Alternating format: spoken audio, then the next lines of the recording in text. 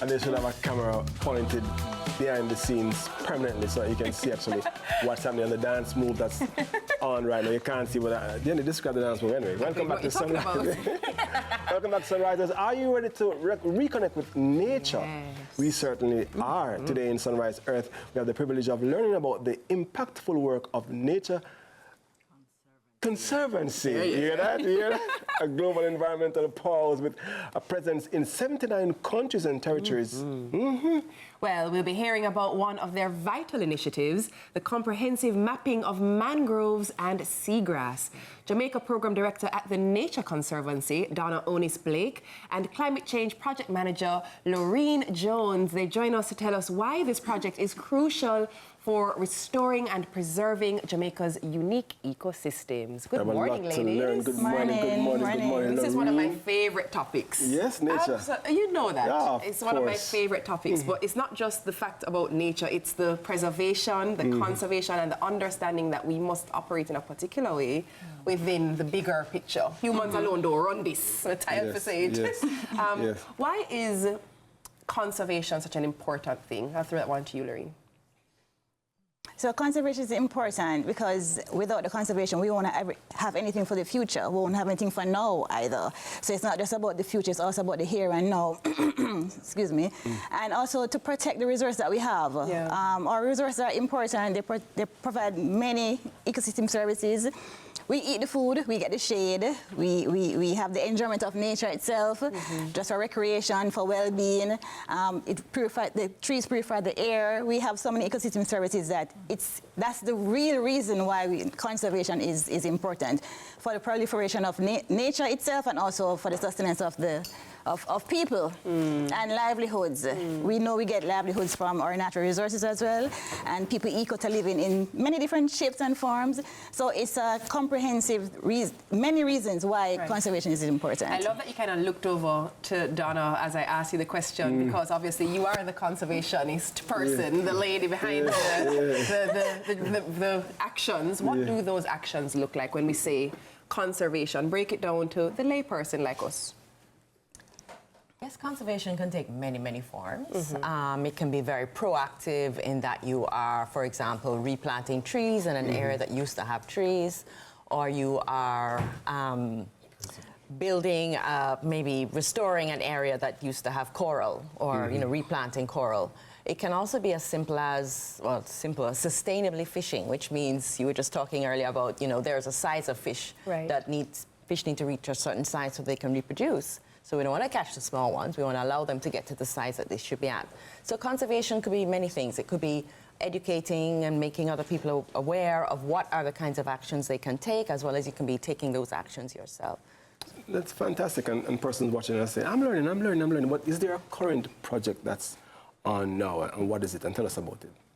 Well, there are many projects that are on now, and I know that the one you're keen to hear about is the one looking at mangrove and seagrass, but I'll just touch briefly on a coral restoration project and then let Lorene talk about the other one. So we do have a big coral restoration project right now. We're focused in East Portland. It's really about building capacity for coral restoration at scale. So one of the things we need to do is to do the work in such a way that it can keep a pace with the impacts of climate change and other degradation. And so it's both teaching people how to grow coral faster, as well as what are the techniques to keep it out there in the wild and still growing well. So very cool. Yeah. Cool, yeah. So the project, that's the hot topic for this morning. So we're implementing a project that's funded by the Pew Charitable Trust, another international NGO who provide the funding to both the Center for Marine Sciences at UA and also the Nature Conservancy. We're doing a pilot project, and the project aims to assist the government to make their national determined contribution more ambitious. Currently, the NDCs, National Determined Contributions, is mainly focused on energy, but blue carbon ecosystems, which are mangrove forests and seagrass beds, can also be used as mitigation to combat the impact of climate change. So we're actively updating. There's already an existing mangrove inventory map that was done by the Forestry Department. So what we are currently doing is mapping the areas that were probably left out. We had a stakeholder consultation in April to guide these assessments. So we're closing those gaps of those small areas that were probably not documented, and also doing a seagrass map. We don't have a targeted seagrass map for Jamaica, so we can't protect what we don't know. Right. This is why we're doing this mapping, to have this information available to then inform policy decisions, because the NDC is a policy decision, is a commitment that the government makes to the world to say this is what we intend to do, how we intend to do our part in our part of the world. I want to ask quickly, what is mapping? Oh, so we're doing the spatial mapping using drones. Right. Yes, I know drones. Yes, using drones. So we actually completed the whole country now. We started in June.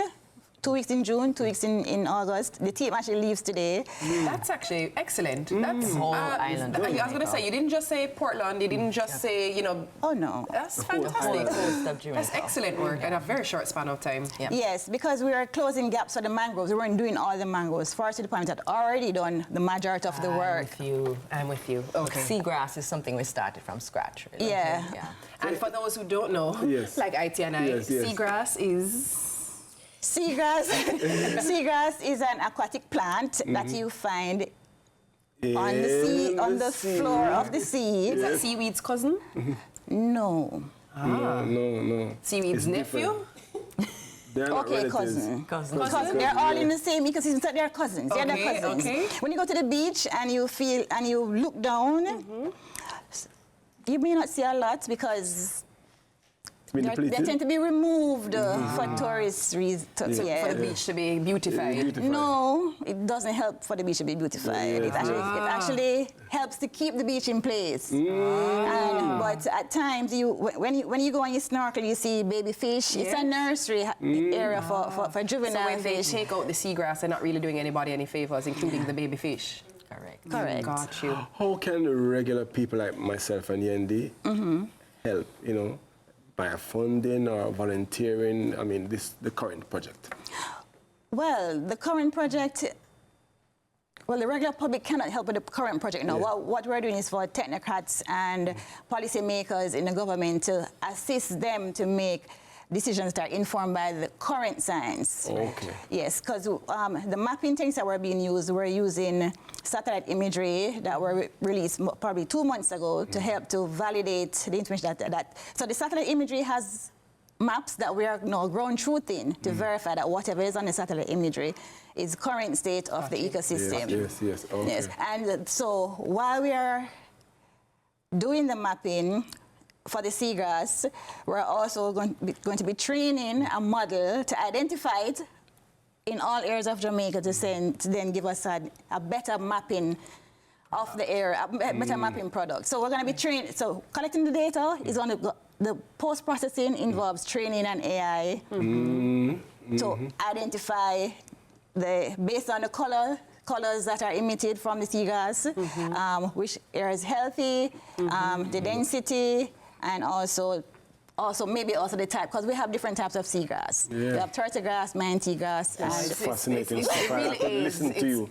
We could talk about this all day. Yes. It's because it's so critically important to the welfare of the nation, the people, how we consume, what we're able to appreciate and experience. So it's fantastic work. Keep it up, honestly. Anything really that help us mitigate against climate change. We're into that. We should be into that, all of us. Oh, exactly. Great stuff, ladies. Our guests have been Donna Onis-Blake, Jamaica Program Director at the Nature Conservancy, and Lorene Jones, the Climate Change Project Manager at the Nature Conservancy. All right, on the other side of the break, we are taking things to the streets. So you'll hear about that when we return. Please stay with us here on Sunrise. You can stay. Aye.